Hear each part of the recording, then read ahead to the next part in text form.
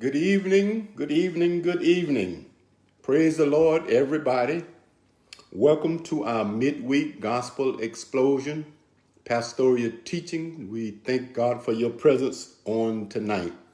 We do honor God, who is sovereign and supreme, to his Son Jesus Christ, who is Savior and Lord, and to the Holy Ghost, the Holy Spirit, who is our comforter, our leader, our teacher, our guide, he who leads us in the way of all truth and righteousness. To each of you in your respective places, we greet you with Jesus' joy and certainly in divine love. Again, we thank God for you, for your presence on tonight. Well, tonight we'd like to call your attention to the book of Revelation. Revelations chapter 3. We'll begin reading at verse number 7. That's Revelations chapter 3 and verse 7. If you're there, you will find these words recorded.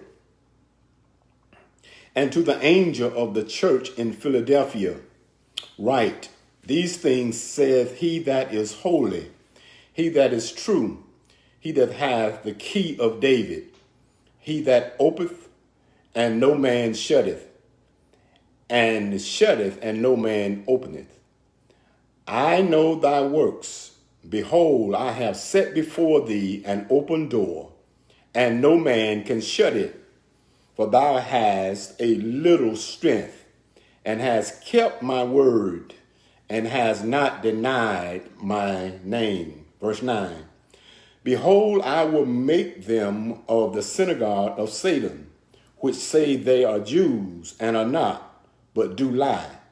Behold, I will make them to come and worship before thy feet, and to know that I have loved thee. Because thou hast kept the word of my patience, I also will keep thee from the hour of temptation, which shall come upon all the world to try them that dwell upon the earth. Verse 11, behold, I come quickly. Hold that fast which thou hast, that no man take thy crown. He that overcometh will I make a pillar in the temple of my God, and he shall go no more out.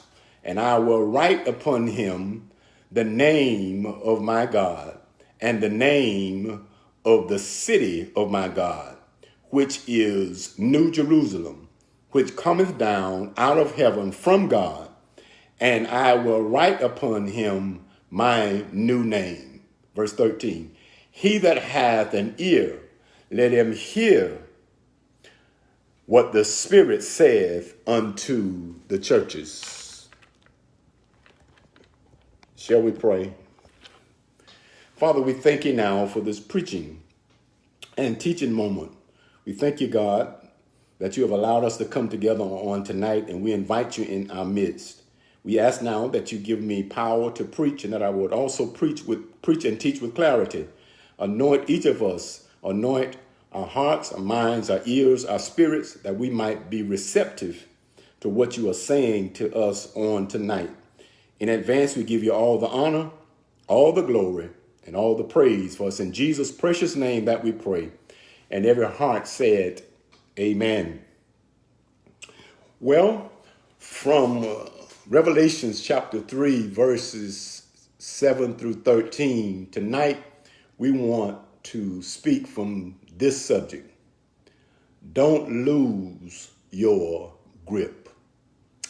Don't lose your grip. God has allowed us to be children of his. He has allowed us to be part of the kingdom of God. And with that, he has given us so much, and we have so much to be thankful for. And I want to encourage us tonight to hold on to what God has given us. Hold on to our faith. Hold on to God's unchanging hands. Don't lose your grip. Make sure that you stay steadfast and unmovable. In this time in which we are living, there are many, I believe, that's a part of Christendom, has given up, has thrown in the towel, has quit because of situation and circumstances. But I want to encourage you and admonish you tonight, don't lose your grip. There'll come a time in your life when you feel like everything is in the process of falling apart. Monotony has made your days meaningless. Your life perhaps seems to have lost its sparkle, and you have probably adopted a couldn't care less attitude. Along with this unfortunate state of affairs, your spiritual life has lost its intimacy with the Father, and you no longer sense the presence of the living God in your life. I don't know, some of you may be there. Listen, my brothers and my sisters, without a sense of unity with the living God, you will also lose your grip on life. Because it is impossible to continue living in harmony with your heavenly Father once you have strayed from his path for your life. Saints, listen carefully. In order to turn this situation around, you need to first reaffirm the basic principles of your faith. Last week we talked about, on Sunday, we talked about the miracle of faith. You see, you need faith on this journey. And when your faith is restored to its rightful place in your life, listen, you will find that every other aspect falls back into place. In our text, the church at Philadelphia. The church at Philadelphia was weak but wonderful. It was feeble, but it was faithful. There is not the slightest rebuke by the Lord or from the Lord when he had John to write to the church at Philadelphia. There was no rebuke from the Lord about this church. Nothing but praise was given to the church at Philadelphia. Philadelphia simply means brotherly love, or love the brethren. So when Jesus, our Lord, our Savior, when he looked at the church at Philadelphia, although they were feeble, but they were also faithful. They were weak, but they were wonderful. So when I looked at this text and studied this text, the first thing I noticed, and the first thing I want you to notice tonight, is the Lord called the church at Philadelphia to behold, the call to behold, the call to see, the call to perceive. It's in verse 7 of the text. Listen what it says.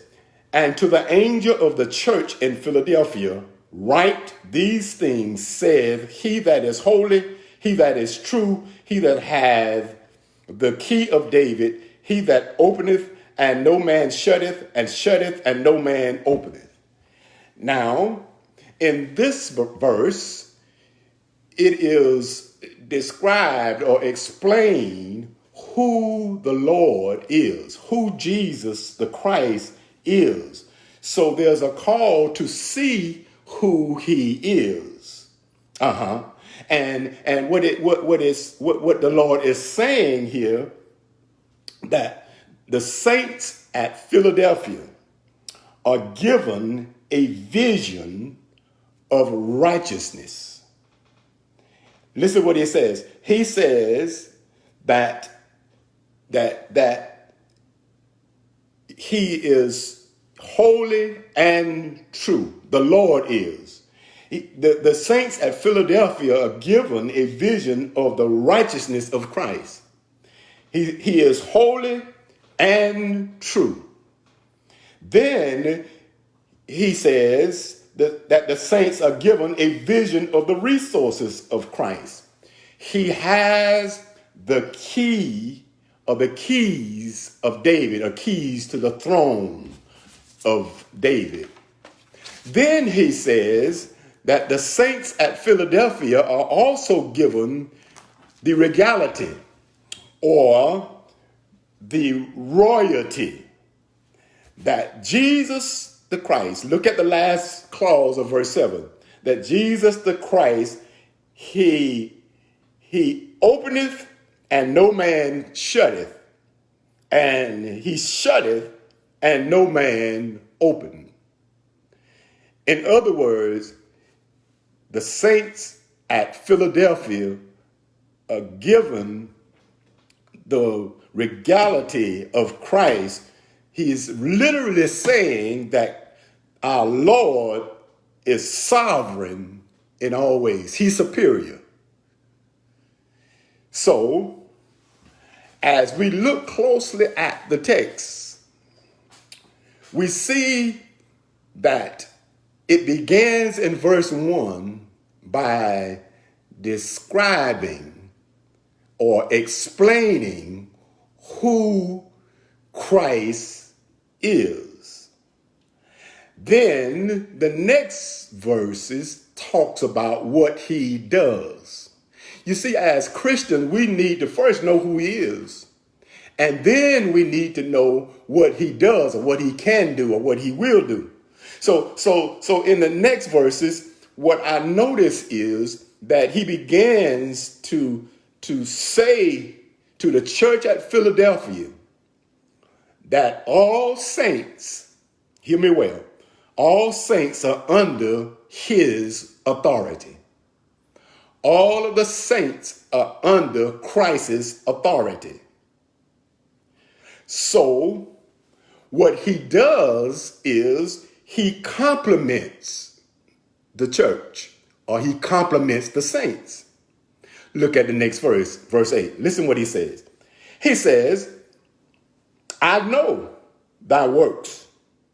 Behold, I have set before thee an open door, and no man can shut it. For thou hast a little strength, and hast kept my word, and has not denied my name. See, he says to the saints that all saints are under his authority. Then he compliments the saints, or he compliments the church, and he compliments them because of his omniscience. That means that he knows everything. So what does he say? He said, I know your works. You see, God, the triune God, knows everything.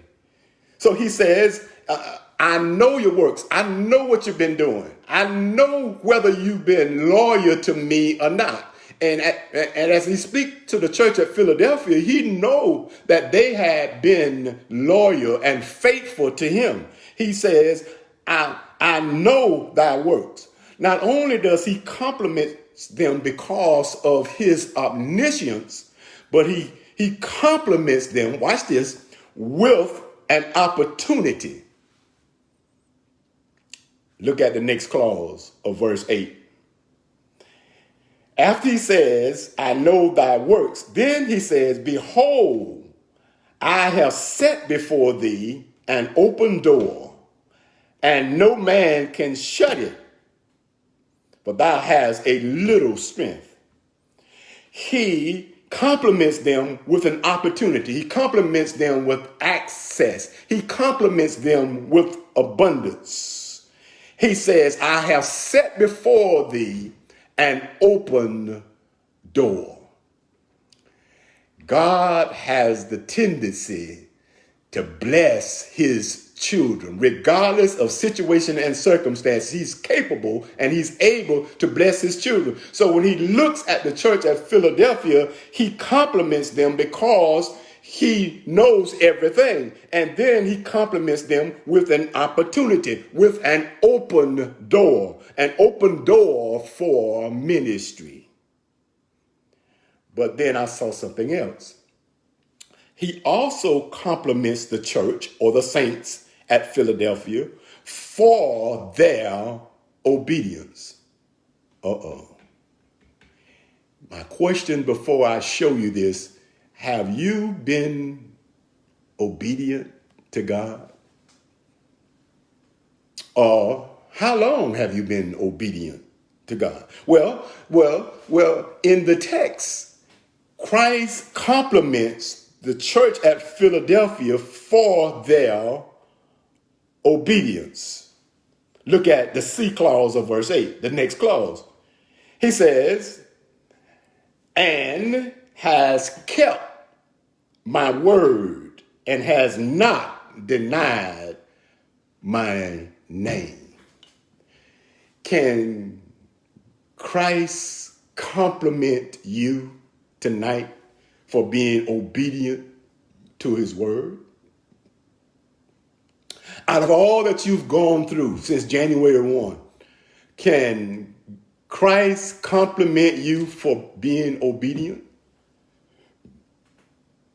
Because of the problems and the pain that you perhaps have gone through, because of the ups and downs, can Christ look at your life and declare that you have kept my word and has not denied my name? Wow. The call to behold. He says that all saints are under his power. So he compliments the saints, or he compliments the church. Then he says,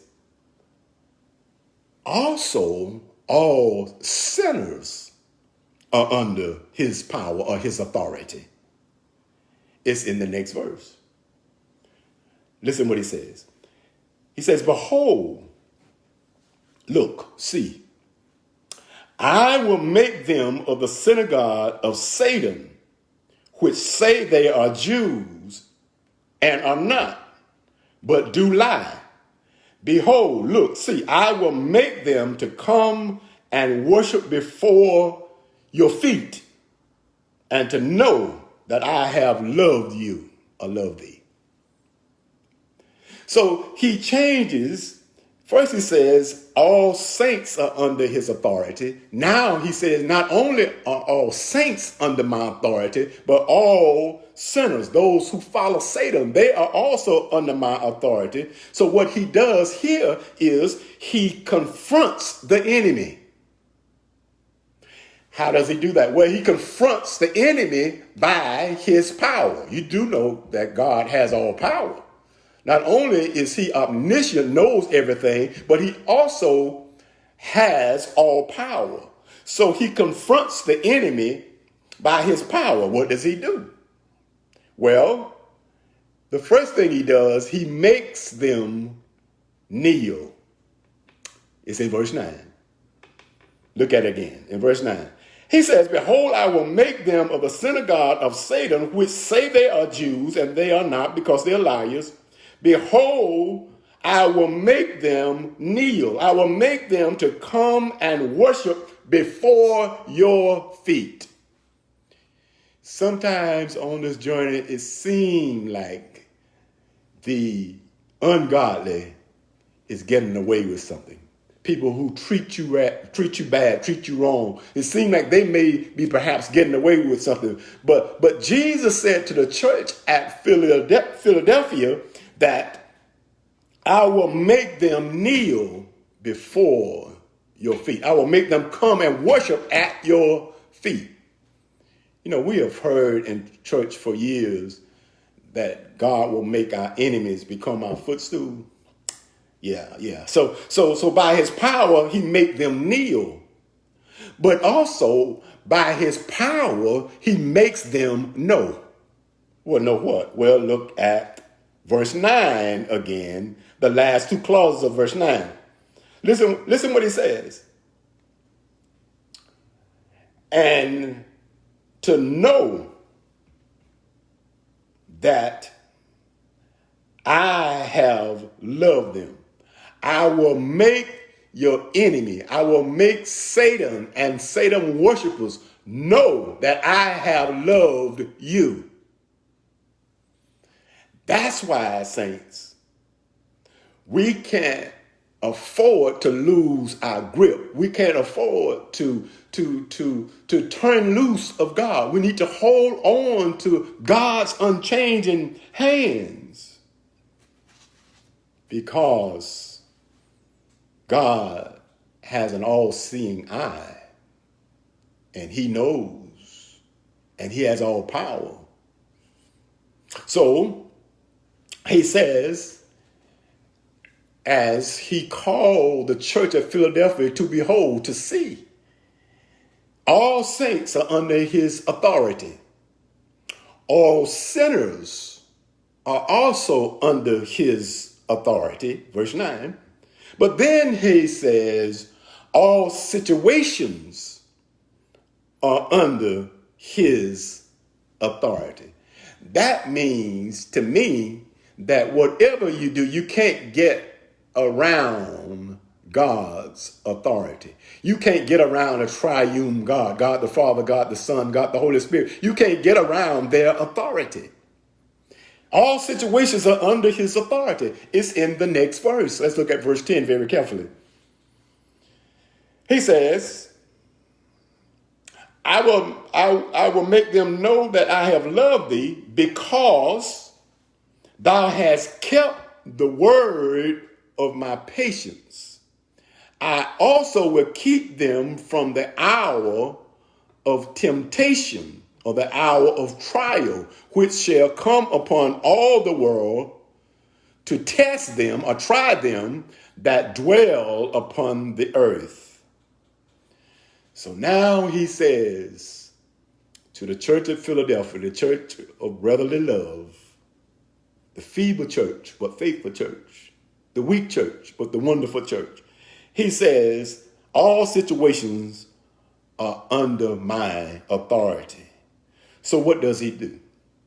Well, he now, after he confronted the enemy, now he comforts the future of the saints. He comforts their future. Verse 10. Why does Christ do this? Well, he comforts their future because of their patience. Listen what he says. He says, because I will make them worship at your feet, and I will cause them to know that I have loved thee, in verse 9, the last clause, because thou hast kept the word of my patience. So Christ comforts the saints of the church at Philadelphia because of their patience. But watch this. He takes it a bit further. He says, I will comfort your future, not just because of your patience, but I will also bid you a promise. Where is that in the text? Well, look closely at verse 10. Here's the promise. I will keep thee from the hour of temptation. There's a lot of that going on, wouldn't you think? I will keep thee from the hour of temptation or trials, which shall come upon all the world. Temptation is everywhere. It's not just in the area of the ungodly. Temptations is in the area of the saints. But Christ says to the church at Philadelphia, I will keep thee from the hour of temptation, which shall come upon all the world to try them that dwell upon the earth. So I promise you that I will keep you. The word of God tells us that he will keep us even in perfect peace. Wow. How awesome is that? That's why, my brothers and sisters, we cannot lose our grip. We can't give up. We can't throw in the towel because there are crises in our midst. So we see there was a call to behold. He says that all saints are under his authority. Then he says all sinners are under his authority. Then he caps it with all situations are under his authority. So we notice that he has complimented the church. He has confronted the enemy. He has comforted the future of the saints at Philadelphia. So now he moves from a call to behold to a call to beware. A call to be on God, to be watchful. It's in the next verse. Verse 11. He says, behold, see, I come quickly. Be aware. But hold that fast, affirm, which thou hast, that no man taketh your crown. My brothers and my sisters, Christ's coming is held before the saints at Philadelphia and even to us as a motive to steadfast endurance. He says that, look, see, I come quickly. And because of that, make sure that you hold fast of that fast which thou hast. Hold on to what I have given you. Hold on to what I have blessed you with.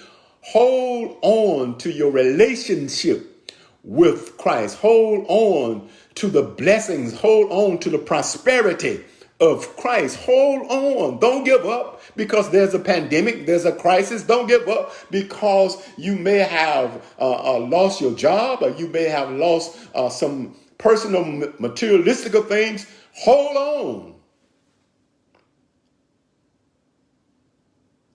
Be steadfast, unmovable.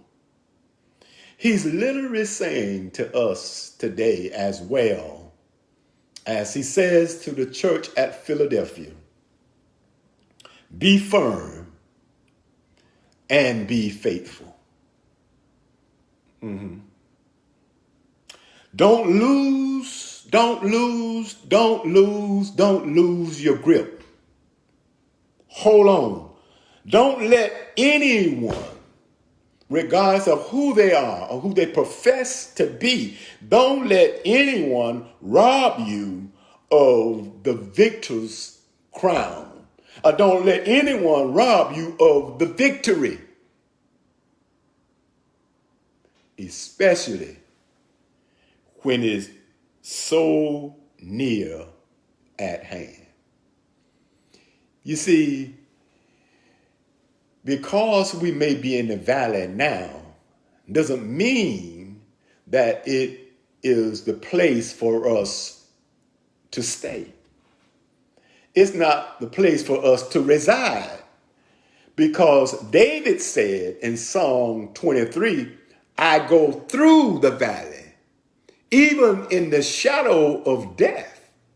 So where you are, just because you may be going through a valley experience or a wilderness experience, it is not to last forever. It's temporary. So hold on. Don't let anybody rob you of the victory that is yours. Yes, we all go through some battles in our lives, but as Christians, we know that we have the victory because of whose we are. And our victory is nearer than you think. I don't care what it is. I don't care how tough it may have been, how terrible it may have been. Your victory is on the way. But you can't lose your grip. You can't lose your faith. Be firm and be faithful. So Christ called the church at Philadelphia, and he's calling the church of the 21st century to be where? Be on God. Be watchful. But then also be steadfast. Endure. So the next thing I notice, and the final thing I notice, we have noticed so far the call to be whole. He says that all saints are under his authority. All sinners are under his authority. All situations are under his authority. So he called the church of Philadelphia to see this. Then he called them to be where? To be watchful. And know that he will come quickly. So hold fast, hold firm, be faithful. That no man, nobody, no kinfolk, no church folk take your crown. Lastly, he gives them a call to behave. A call to conduct yourself or yourselves in a proper manner. To conduct yourself in a proper way. The call to behave. The last two verses of our text, verse 12 and 13. Listen what he says. He says, him or he that overcometh will I make a pillar in the temple of my God, and he shall go no more out, and I will write upon him the name of my God and the name of the city of my God, which is New Jerusalem, which cometh down out of heaven from my God, and I will write upon him my new name. A call to behave. So right here, Christ challenges the church at Philadelphia, and I believe that he's challenging us today.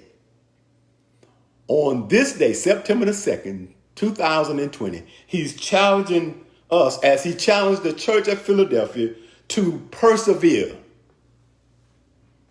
to be persistent. He says that because he knows that if you are persistent, if you persevere, you will overcome. Well, he says it in the text. He says, he that overcometh will I, or I will. What are you going to do, Christ?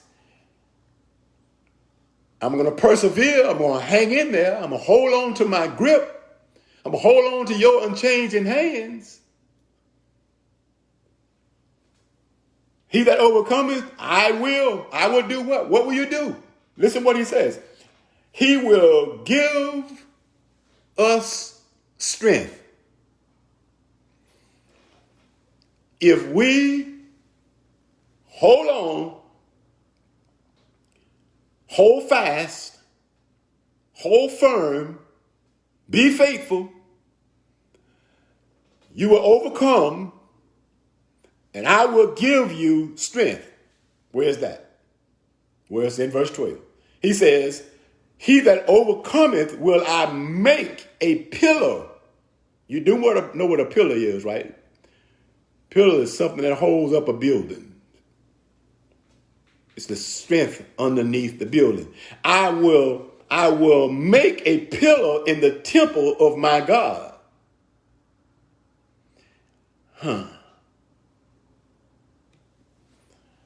He will give us strength. You see, although we may think that we are weak, if you just hold fast to God, don't let go, don't lose your grip, if you just hold fast to God, trust God, you will overcome because he's going to give you strength. He that overcometh, he said he will give you strength.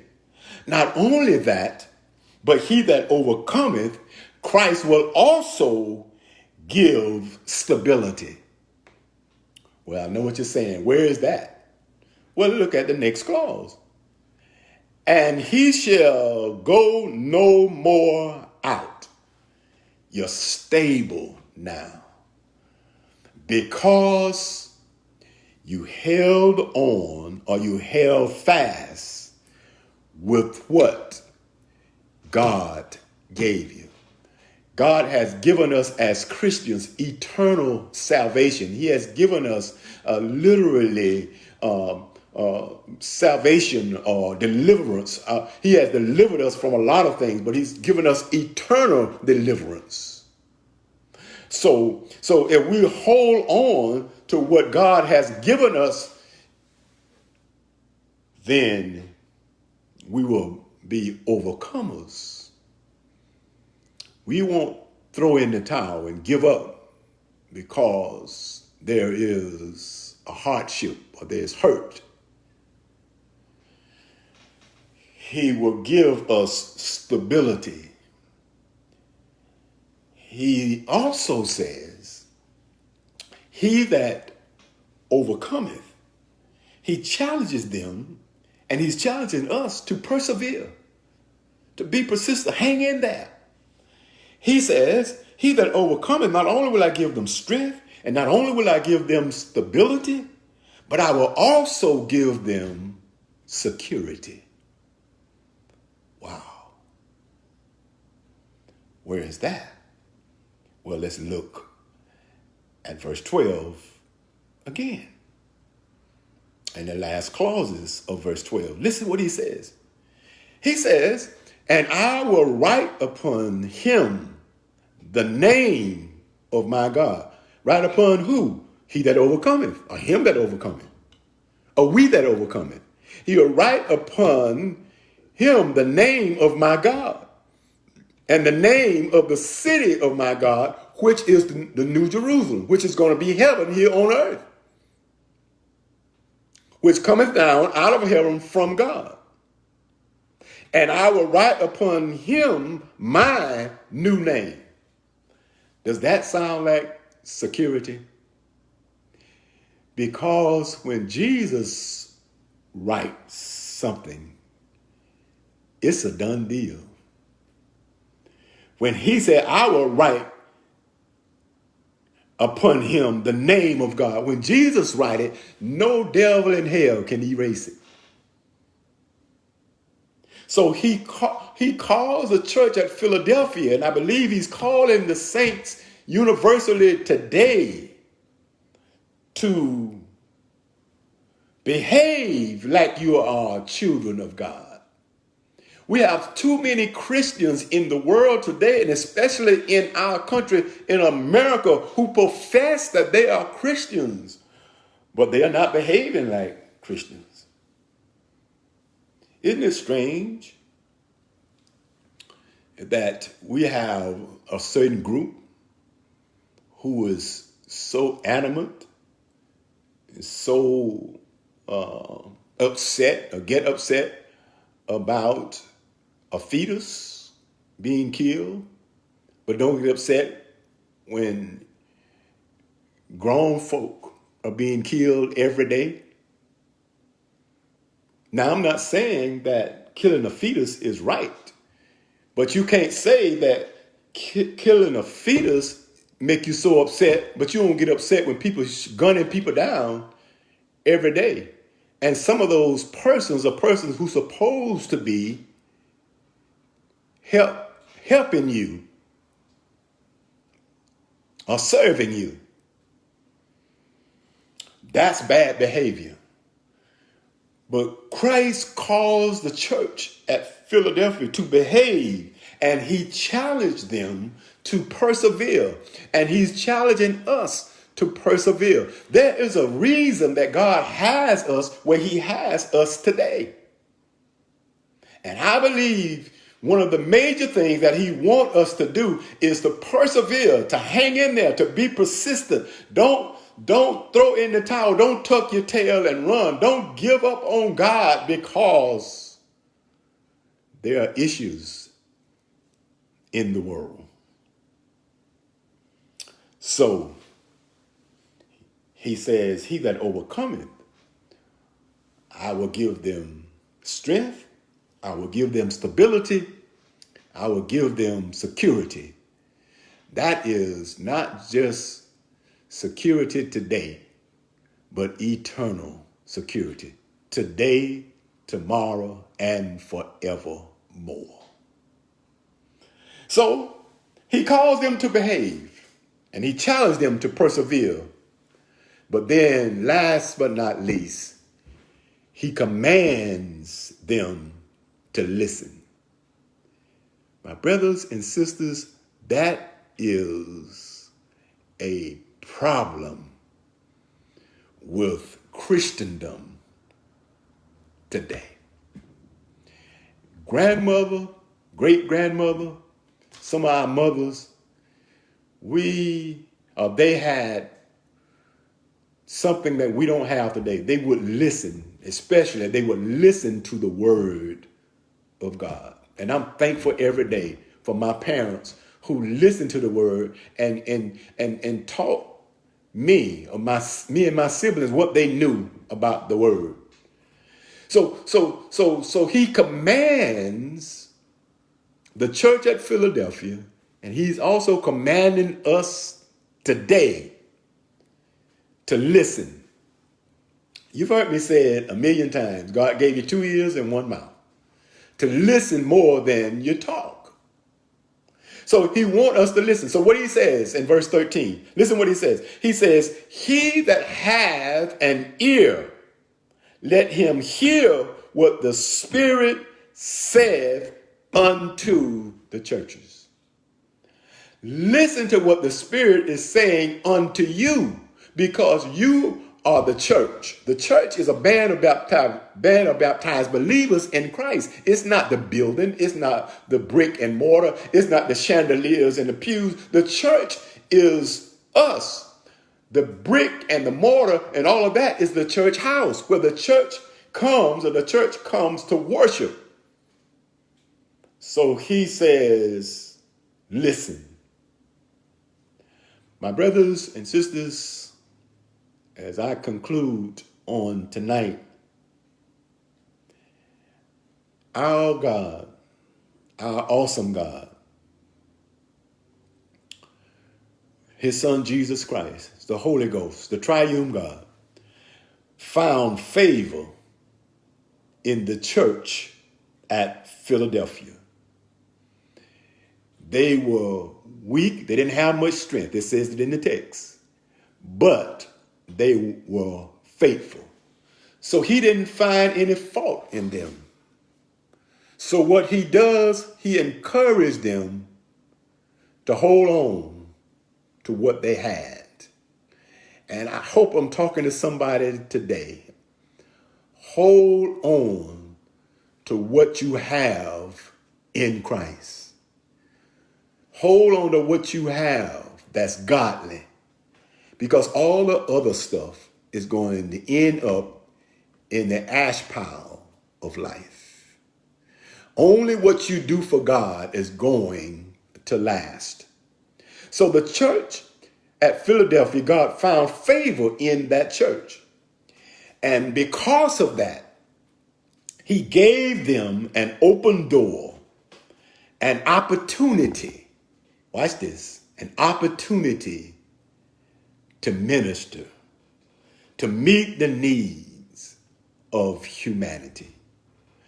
My brothers and my sisters, regardless of what's going on in life, we cannot ever forget what God has called, chosen, and commissioned the church, us, to do. He has given us an open door, even in the midst of a pandemic, to help meet the needs of humanity, to help minister to humanity. Well, look at it this way. God he has most of us still sitting down somewhere, not doing much, because of the pandemic. So because of that, we can have a better opportunity to minister to mankind. Before the pandemic, people were going here and there and everywhere. It was a rat race of life. But now, probably at least 50% are home. They're in quarantine, or they can't go anywhere. They shouldn't go anywhere, or they don't want to go anywhere. So we have an opportunity now, while we are home, or while we are jacked up. You know, I always use this analogy that you can't fix your car while it's running. You got to stop it and jack it up so you can fix it. You never seen anybody trying to fix their car while it's running. So many times God can't fix us while we're running. We're here and there and everywhere. So now he has us on hold. He has us in a holding pattern. So he can deal with us. And we as Christians, we have to use the opportunity to make sure that we minister to humanity. He has given us a great and grand opportunity. An opportunity even in the midst of oppression and opposition. We have a lot of that going on. It's not just a pandemic. We got oppression going on. We got opposition raising up their ugly heads and all of this. So the church need to make sure that we come out of the closet, even in the midst of a pandemic, because God has blessed us with technology that we don't have to necessarily be face to face, but we can utilize the open door of the opportunity that he has given us and not retire because church is not normal anymore. Well, it probably will never ever be normal again like we used to it being. There's going to be a new normalcy. So we have to shift. We have to adjust to the new normal.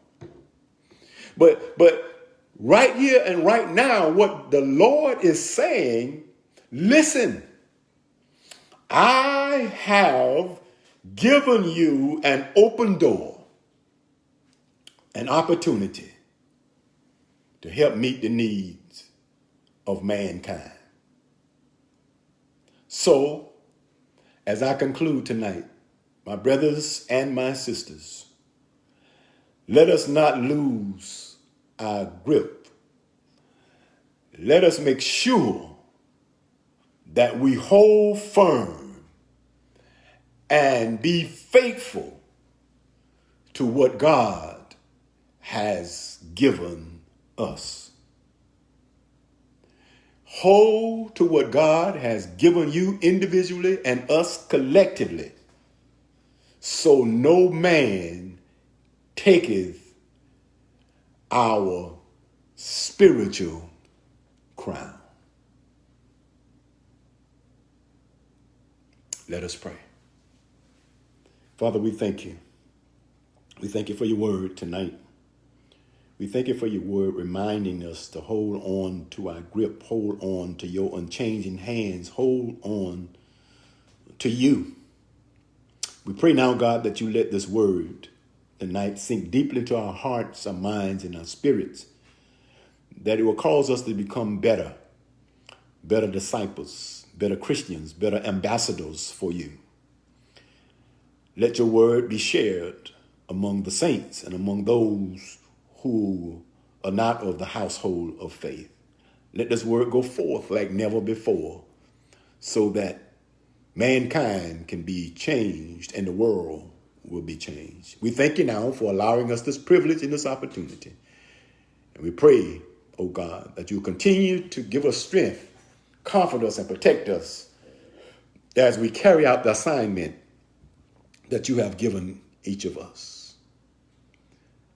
And Father, if there is someone who are listening or watching who don't know Jesus Christ, your Son, as their personal Savior, we pray tonight, God, that they would receive Jesus Christ as their Savior tonight, so that they could be a part of this kingdom work. We pray that your Holy Spirit will move upon their hearts and let them know that the wages of sin is death, but the gift, your gift, is eternal life. What you did through Jesus Christ, your Son, gives us eternal and everlasting life. So, Lord, we pray for those who are not saved, that they will become saved, because you have declared in your word that you want everyone to be saved. And if you're not saved, if you pray this prayer with me tonight,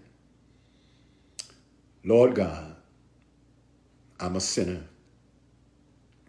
Forgive me of my sins. Come into my heart and make me a new creation, a new creature. I believe that Jesus Christ is the Son of God. He died for my sins, and God raised him for my redemption. I accept that. I receive that tonight, that he will become Savior and Lord of my life. If you prayed that short prayer, that means, according to the word of God, that you are saved. And if you believe that, I want to encourage you to get connected to some Bible teaching church so you can learn more and you can grow. If you like to call our church for help, you can call our church, Innovation Baptist Church, 850-575-0818, and someone will connect with you. Or you can go on our church website, innovationbaptistchurch.org, and someone will get back with you to help you along the way. And maybe you are saved and you have backslidden. You have walked away from the presence of the Lord, but tonight you want to come back to him. Maybe you've lost your grip. You have thrown in the towel. You have given up on God, but tonight you want to come back. You want to come back to victory's side. So if you're out there tonight and you need to make that decision, I want to encourage you to do it tonight. And then connect with someone tomorrow or whenever you need to, so you can become reconnected, first of all, to God, and then reconnect to his church. Well, we thank you for sharing with us on tonight. God bless you. If you need a replay of this message, you can log on to our website, or you can share it with someone else as well that may need this word on tonight. We'll see you again on Sunday morning at 9:30 a.m. for our Sunday morning worship experience, worship in the Word. So until then, may God bless you. May God keep you. Certainly is our prayer.